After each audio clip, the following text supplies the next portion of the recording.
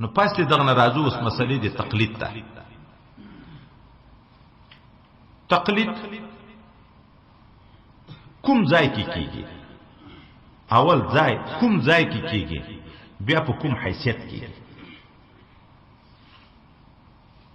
اصلا په موږ باندې اتباع د قرآن او د حدیث ضرور ده. د حدیث هم په واقع کې په دو حدیث ضرور ده، د نبی علیہ السلام اتباع هم په دو حیثیت ضرور ده چې ترجمان من الله ده. اصل مطبوع د موږ څوک ده؟ الله تعالی ده. اوس نو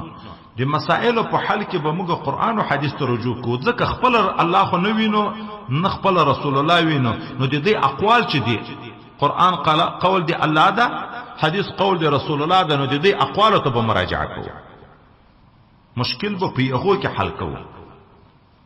لیکن اوس قرآن عظیم الشان احادیث مبارکه بعضې داسې دي چې په خپل مدلول باندې قطعي دلالت کوي، ثبوت قطعي و یقیني وي. خو بعضې داسې دي چې قطعي دلالت په خپل مطلوب باندې نه وي، ولې مشترک وي، مجمل وي، ظاهر الته بل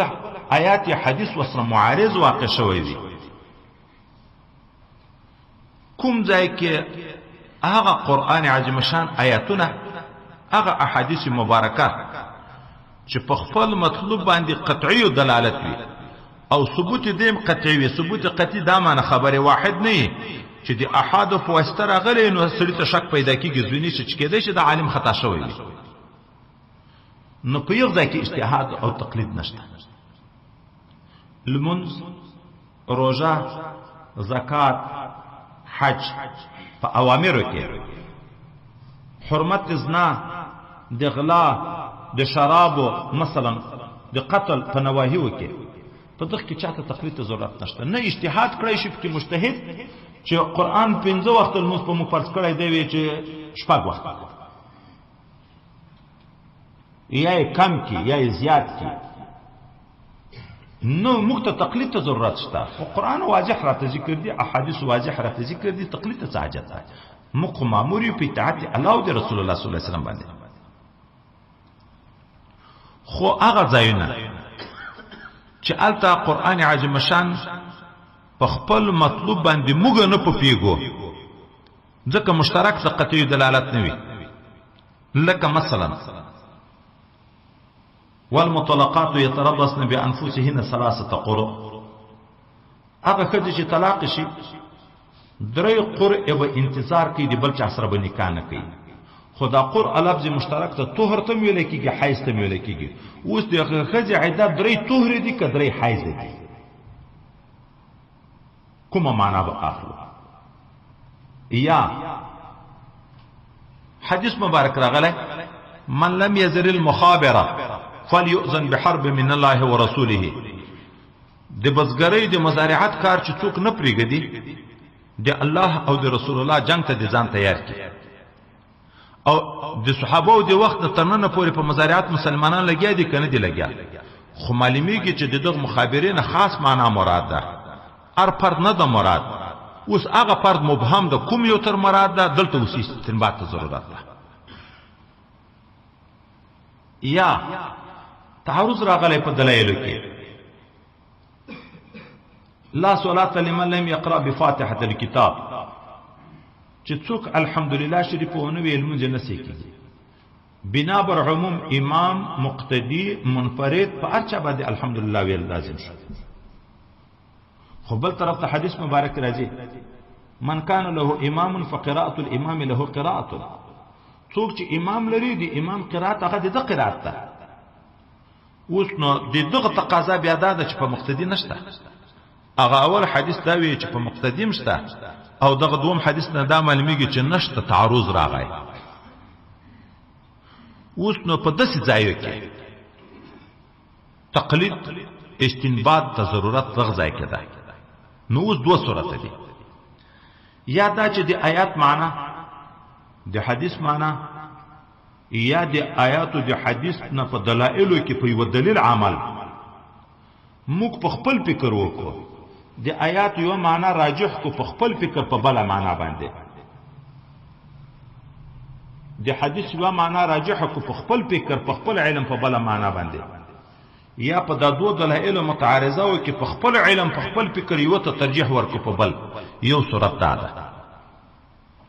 او یو صورت دا ده چې د دغه مجمل لفظ د مشترک لفظ په معنا کې موږ د مخکنیو علما او ائمه کرام قول ته رجوع وکړو چې مثلا امام صاحب د قرآن کومه معنا اخیسته ده د مخابرین کومه معنا اخیسته ده په دلایلو کې په کوم دلیل عمل کړی ده په دغه دوه صورتو کې که هغه صورت غوره کوو چې موږ د مشکل حل په خپل فکر کوو نو فساد کبیر به راځي موږ د قرآن عظیم شان د احادیث مبارکه و د شان نزول نه خبر یو موږ علم موږ تقوا د موږ حافظه د ارشد د مخکنی علماء په نسبت چې واخلو څه نسبت لري چې نسبت خاک رب عالم پاک موږ د خاورې حیثیت لرو هغه د چراغ او د رڼا حیثیت لري نو د دې په ځای چې مسؤلیت ځان ته راجع کوو ذمہواری ځان ته راخلو د آیات او حدیث نه ځان ته خپل معنا اخلو دا چې مسؤلیت بل ته ورته غاړي شي د په قول عمل وکړو دا د موږ د نجات بهترینه لار ده ولی هغه د شان نزول وخت نږدې وو شان ورود د احادیثو ته نږدې وو تقوا دی یغو زیاته وه حافظه دی یغو مضبوطه وه هغه ټول وخت په تقوا کې وو موږ ټول وخت په ګناه کې کمر بسته یعنی ملا تړلی موږ ملا تړلی د ګناه ته ټول وخت په ګناه ولګیایو یو خو 40 کاله په ټوله شپه کې خوب نه کوو 10 کاله کې هغه روژې خوراکونه یې نه کول په یوه رکعت کې ټول قرآن عظیم شان ختموه نو موږ علم او دغه علم ډېر فرق لري موږ د خپل ځان په ځای په یغو اعتماد لرو چې د آیات نه دغه معنا چې دی اخیسته ده دا ښه ده د حدیث نه دا ښه ده په دلایلو کې چې په کوم دلیل دی عمل کړی دا ښه ده تر موږ خپل نه دغه ته ویل کېږي تقلید خو اصول چې تعبیر کوي تقلید عمل کول په قول د مجتهد بغیر د مطالبه د دلیل نه د شتي معاندین اعتراض کې شته خو شرک ده بی دلیل دی ملا خبر مانی موږ ته قرآن او حدیث دلیل دی ګوره دی د څه ځان سره برابرې موږ ته قرآن او حدیث راغلي دلایل او حجت شرعیه غدي ته بی دلیل دی بل خبر مانی نو دا خو شرک ده موږ جواب دا کوو موږ د ائمه او اقوال ته د دین په حکم کې رجوع کوو که د دین په تفصیل کې یو تشریع ده یو تشریح عین حی یهودو نصاراو مشرکینو د الله په عوض نسبت په ضد په مقابله کې د خپل مشرانو اتباع کړه چې هغه ورته دا حلال ده علاوه میتته حرامه ده دی ورته حلاله ده دا تشریع شو د قرآن په مقابل کې نوې شریعت دا شرک ده شرک فی التشریع شریعت یو حکم کوي خدایم دی وساتي پیر او ملا او امیر بل حکم درته وکي اوس که د شریعت حکم ماته د دمنه دا شرک فی التشریع ده شریعت په اعمال کو دوم شریعت باندې عمل شروع کړ شرک خدا ده موږ خو د دې قول ته رجوع فی التشریع کو په آیات عمل کو خذ بدره عیدا خو تیری خدای چی شای درې طهره ک درې حیزه د دغه لفظ په معنا موږ نه پیدو درته وی درې حیزه بیرته عمل شکه چې عیدا تیری درې حیزه وخت تیری انتظار کوي بل میړه ته دای د امام سے په خبر کوي چې د قرآن په قرآن عمل راغی په قرآن عظیم شان باندې عمل راغی نو موږ په تشریح کې دای ته رجوع کوو په تشریع کې نه بیا څوک اعتراض کوي چې دا من غیر مطالبه دلیل ولې وایي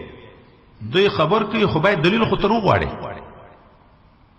نو جواب دا ده مطالبه دلیل خو به هغه څوک کوي چې موازنه بین الادله کړی شي چې دا دلیل قوي ده کدا دلیل موږ ته خو دوه دلیل راغله، یو یې چې لا صلاة الا بفاتحة الكتاب، بل راغی چې من کان له امام فقراءة الامام له قراءة. دواړه دلایل د خو موازنه نشو کولای، ځکه موږ تقلید ته مجبور شو.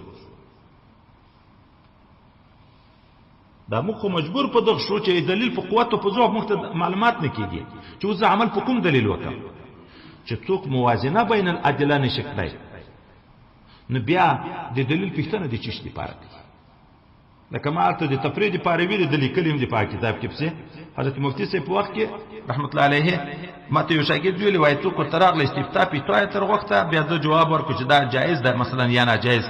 یغه ورته ویلی وای په کوم کتاب کې دی؟ دوای دا څه خوش کوته چې په کتاب پیږي، کتاب کته شي بیا ماته ولې راځي خو ورشه وای ګور خپل کتابونه وګوره. مفتی ته چې مراجعه کوي خدان به عاجز کوي چې زه نه پیګم نو ددنه مطالبه کوي. به هر تقدیر مطالبه د دلیل هغه څوک کوي چې دلیل په قوت او په ضعف کې خو موازنه کړی شي. بیرته بیا اعتراض دریم کوي بیرته معاندین ښه چې تقلید اتباع د قول د مجتهد بغیر د مطالبه د دلیل شوه. بیا خو موږ چې د امام صاحب قول وینو هدايه کې هدايه ملای دلیل مو سره ذکر کړی چې دغه آیات وجنه یا دغه حدیث ته وجنه د فتوا کړی ده. بیا دلایل ولې بیانوي؟ مجتهد خپل مسلې د لپاره ولې بیا دلایل بیانوي؟ د دیغو اتباع بیا ولې دلایل را نقل کړی دي؟ نو جواب دا ده یو علم بدلیل ده، یو مطالبه د دلیل ده. په دغه کې فرق ده. ته به مطالبه نه کوي، ته به مطالبه نه کوي، ولی مطالبه کې خو موازنه نشي کړی د دلایلو. اما د دې په دلیل ځان خبرول چې تحقیق وکړي چې د امام صاحب چې دا فتوا کړی د څه وجه نه کړی د دلیل معلوم کې دا خو کمال ده. خو شک ورک شو، استنباط وو، اجتهاد وو، تا ته به شوبه پیدا کېده. البته د په کتاب کې ځای پیدا کو چې خو دغه آیات باندې د عمل کړای، په دغه حدیث باندې عمل کړی، شکوک ارڅ شوبه ځای لکېږي کنه ځای لکېږي. نو تقلید اتباع د قول د مجتهد بغیر د مطالبه د دلیل او د څخه المجتهد اتباع دا مخکې مقدماتي ترڅه چې خبرې کړې د غرض لپاره چې سړی په قران دومره ماهر وي، په حدیث دومره ماهر وي، په تقوا کې نمونه نه وي، په سخاوت کې نمونه نه وي، په عبادت کې نمونه نه وي، او په دنیا کې مشهوریت معرفت امام صاحب څومره و. پرون ماوراء النهر هند چې دا پاکستان او کشمیر او بنگال او دا ټول په هند کې راځي. علماء ماوراء النهر د بخارا او سمرقند او د تاشکند او دغه ملکونو تر خراسان افغانستان پورې دغه راځي. بلاد روم چې په هغه وخت تر شام او تر اردن او فلسطین او سوریه پورې وو. په دغه ټولو کې به چې د امام نوم ذکر شو بل چا څوک پیژندنه د امام په نامه باندې د امام صاحب نامه سیوا بل چا به څوک پیژندنه دومره د اتباع ډیر د دغه وجنه جنت کې بم د اتباع ډیر وي. لکه د نبی رسول الله امتیان د نور امتو په نسبت 200 به د دوی یو سل شل صفوي اتیا صفوي دغه امت ته تلويخ په د غاویا امتونو په دغه امت کې د نه بیا په ائمه او په اتباع کې به د امام صاحب شاګردان بیا دو چنده مریده ام اتباع مقلدین دو چنده په نسبت سره د نور ائمه وته. تر دغه ځای پورې عقلی دلائل د تقلید د ثبوت لپاره